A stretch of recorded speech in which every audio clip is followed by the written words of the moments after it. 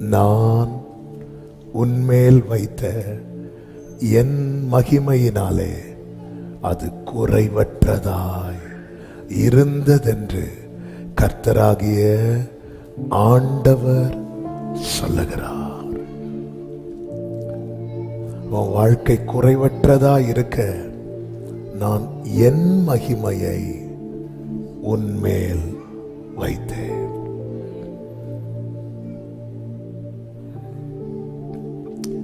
இந்த எசேக்கியேல் 16 நம்ம ஃபேவரேட் தெரியும். அழகான கண்கள் இந்த சாப்டர்ல தான் வந்துச்சு. பலமுறை பயன்படுத்தப்பட்ட வார்த்தை. யார் மேல் அவர் தம்முடைய மகிமையை வைத்தார் என்றா, நான் உன்னை ஜலத்தினால் முழுக்காட்டி. நீங்க அதை ஃபுல்லா படிச்சீங்கன்னா அது என்ன சொல்லிட்டு அவர் எல்லாம் செய்யறார் தெரியுமா? உனக்கு ஒன்றையாகிலும் செய்ய ஒருவரும் இல்லை, உனக்கு எல்லாம் செய்ய நான் இருக்கிறேன். ஹல்லேலூயா, ஹல்லேலூயா. எனக்கு 10 காரியத்துல 8 காரியம் செய்யறதுக்கு ஆள் இருக்கிறாங்க. 2 காரியம் செய்யறதுக்கு ஆள் இல்லைன்னா அந்த 2 விஷயத்தை அவர் நின்று செய்வார். எனக்கு 10 காரியத்துல 10 காரியம் செய்யறதுக்கு ஆள் இருக்கிறாங்கன்னா அவர் தள்ளி நின்று வேடிக்கை பார்ப்பார். எனக்கு 10 காரியத்துல ஒரு காரியம் கூட செய்யறதுக்கு யாரும் இல்லைன்னா எல்லாவற்றுக்கும் எல்லாவுமாக என் ஆண்டவர் அங்கே வந்து நிற்பார். இதைதான் ஆண்டவர் சொல்லுகிறார். நான் உன்மேல் வைத்த என் மகிமையினாலே அது குறைவற்றதா இருந்தது.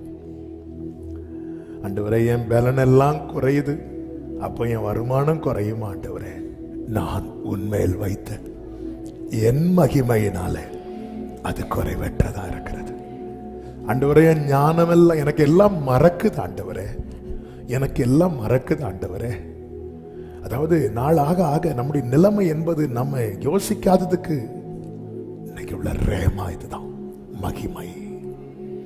நான் உன்மேல் வைத்த.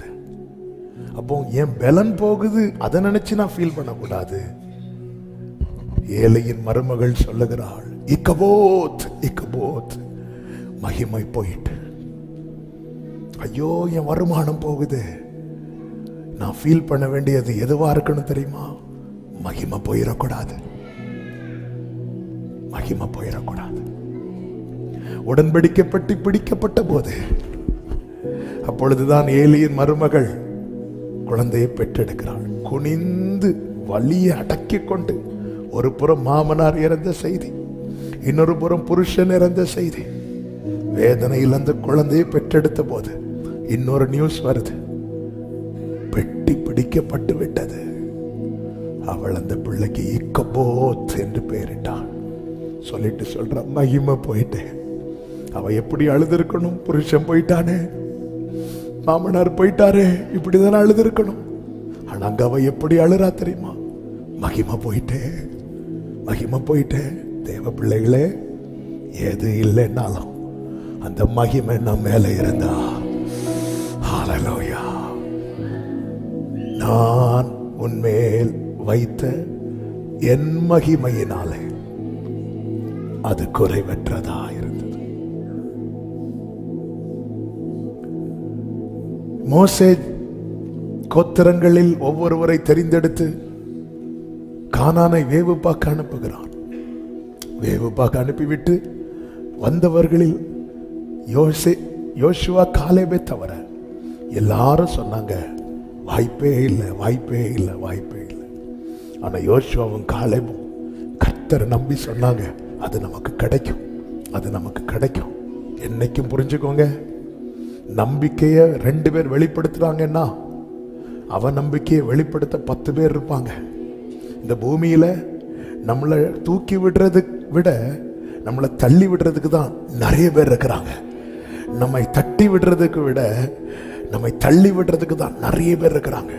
நமக்கு கை கொடுக்கிறவங்களை விட நம்ம காலை வர்றவங்க தான் நிறைய பேர் இருப்பாங்க. அநேகர் சொல்ற 2 பேரும் ஈஸியா நம்ம எடுத்துடலாம், ஈஸியா நம்ம எடுத்துடலாம். இப்பொழுது அந்த துர்ச்செய்தியை பரப்பின எல்லாரும் ஜனங்களும் சேர்ந்து என்ன பிளான் பண்றாங்க தெரியுமா?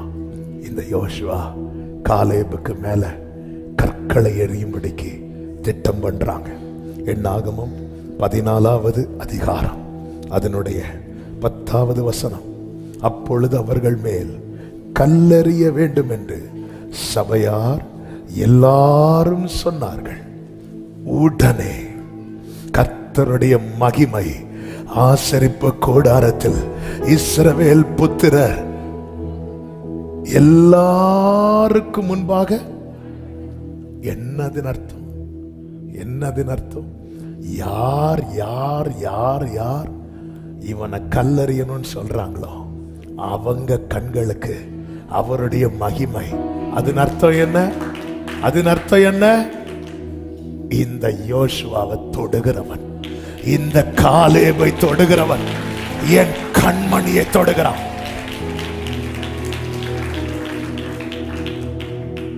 இன்னும் மகிமை வெளிப்படலைன்னா இன்னும் நம்மளை யாரும் கல்லறியலன்னு அர்த்தம். சிலர் சொல்லட்டும், எப்பொழுது கொடி ஏற்றப்படும் தெரியுமா? வெள்ளம் போல சத்துரு வரும்போது. ஆமென்.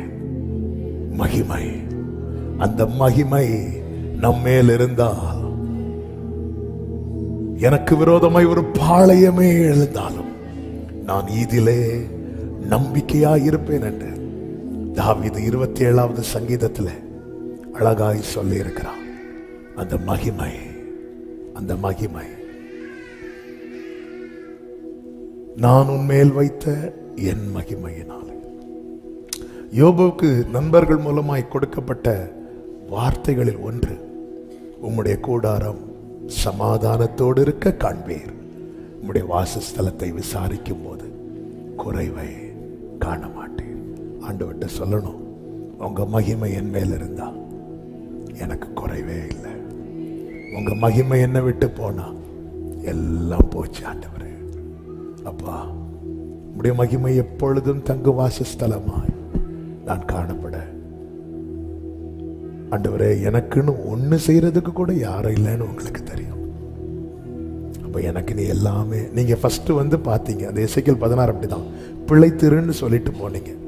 நீங்க ரெண்டாவது வந்து பார்க்கும்போது நான் கொஞ்சம் வளர்ந்துருக்கிறேன், எனக்கு ஒரு ட்ரெஸ் கூட இல்லைன்னு பார்த்தீங்களாப்பா. அப்படித்தானே இருக்கும் அந்த வசனத்துல. உன் காலம் எப்படி இருந்துச்சா? பருவ காலமா இருந்துச்சு. நான் ஃபர்ஸ்ட் பார்க்கும்போது எப்படி இருந்த? உன் ரத்தத்தில் கடந்த. நான் பிழைத்திருன்னு சொல்லிட்டேன், நீ பிழைச்சிட்ட. நான் ரெண்டாவது வந்து நீங்க ரெண்டாவது வந்து பார்த்தீங்கல்ல, எனக்கு ட்ரெஸ் இருந்துச்சா? இல்லையே. அப்போ நீங்க தானே எனக்கு A to Z. ஆண்டவர் பார்த்தார், இவனுக்குன்னு செய்யறதுக்கு யாருமே கிடையாது. அப்போ பார்த்தார், இவன் குறைவில்லாம இருக்கணும்னா ஒன்னே ஒன்று நான் செய்யணும், என் மகிமைய கைகளை உயர்த்து. எத்தனை பேர் இந்த வார்த்தை பாதிக்குதுன்னு தெரியல. ஆனா சில உள்ளங்கள் இப்படி ஜெபம் பண்ணிட்டு இருப்பீங்கன்னு நான் நம்புறேன். ஏன்னா ஆண்டவர் செர்மன் அப்படியே மாத்திட்டார். 3 பாயிண்ட் செர்மன் எடுத்துட்டு வந்தேன். இது இனி என்னைக்கு பேச போறேன்னு தெரியல. ஆண்டவர்கிட்ட ஒண்ணு சொல்லுவீங்களா? உங்க ரியாலிட்டியா சொல்லுங்க. எனக்குன்னு ஒண்ணு கூட செய்யறதுக்கு யாரும் இல்லைன்னு யாராவது இதை கேட்டுக்கொண்டிருக்கிறீங்களா?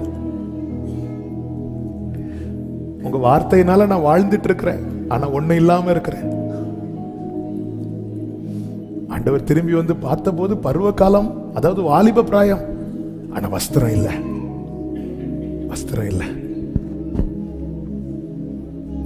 க்ளோரி.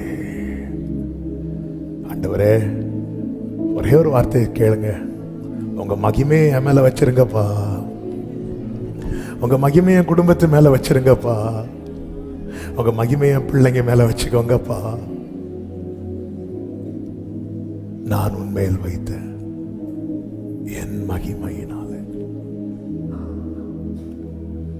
ஆமென்.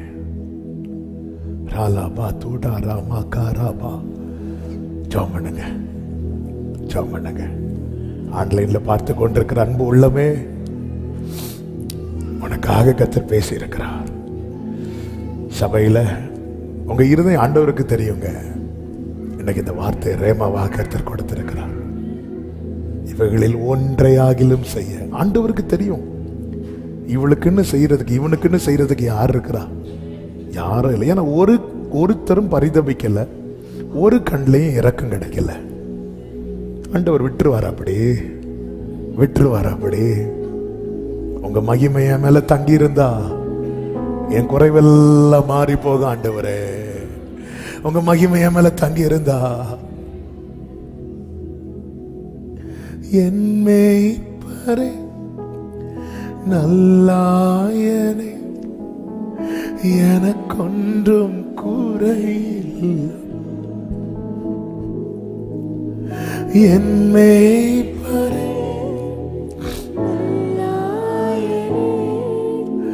எனக்கொன்றும் குறையில்லை. உங்க மகிமை மகிமை நான் உன்மேல் வைத்த என் மகிமையினால் அது குறைவற்றதா. இதுதான் யோபு கேட்டிருப்பார். அந்த முந்தின சீறி பொழுது இருந்திருந்தான் நல்லா இருக்கும். அன்னைக்கு அவருடைய ரகசிய செயல் என் கூடாரத்தின் மேல் இருந்தது. எஸ், உங்க பார்வையை என் வீட்டு மேல வச்சிருங்க ஆண்டவரேன்னு கேளுங்க. அத கேளுங்க. உங்க மகிமைய வச்சிருங்கப்பா, உங்க கிருபைய வச்சிருங்க. உங்க மகிமை நான் உன்மேல் வைத்த என் மகிமையினால். உங்க பிள்ளைங்க ஞானத்துல குறைவா இருக்காங்களா? ஜெபம் பண்ணுங்க. என் பிள்ளை மேல உங்க மகிமை தங்கட்டும். அது குறைவில்லாததா இருக்கு. பலத்துல குறைவா இருக்கிறாங்களா? அடிக்கடி சிக்காகிறாங்களா? ஆண்டவர் உங்க மகிமை என் பிள்ளை மேல தங்கட்டும். ஜெபம் பண்ணுங்க. எஸ், இவைகளில் ஒன்றையாகிலும் உனக்காக பரிதபித்து செய்ய ஒரு கண்ணும் உன் பேரில் இரக்கமாயிருந்ததில்லை. ஆண்டவர் பார்த்தார், இவனுக்கு நான் செய்ய வேண்டியது ஒண்ணு இல்லை, எல்லாமே நான் தான் செய்யணும். ஆண்டவர் அவன் க்ளோரியை வச்சுட்டார். சில நேரத்தில் யாரும் இல்லாதது கூட நமக்கு ஆசீர்வாதம் தாங்க. தூக்கி விட ஒருத்தர் இல்லாதது கூட ஆசீர்வாதம் தான். நம்ம அழும்போது, ஆகார் அழும்போது ஏன்னு யாரும் கேட்காம இருக்கிறாங்க. கர்த்தர் வந்து ஏன் அழுறேன்னு கேட்கிறார். யாராவது கேட்டிருந்தா ஒருவேளை ஆண்டவர் கேட்டிருக்க மாட்டார். அவங்க அழுகையை கூட சிலர் கேட்காததுக்காக ஸ்தோத்திரம் பண்ணுங்க. அவர் வந்து ஏன் அழுற ஆகாரே, ஏன் அழுற?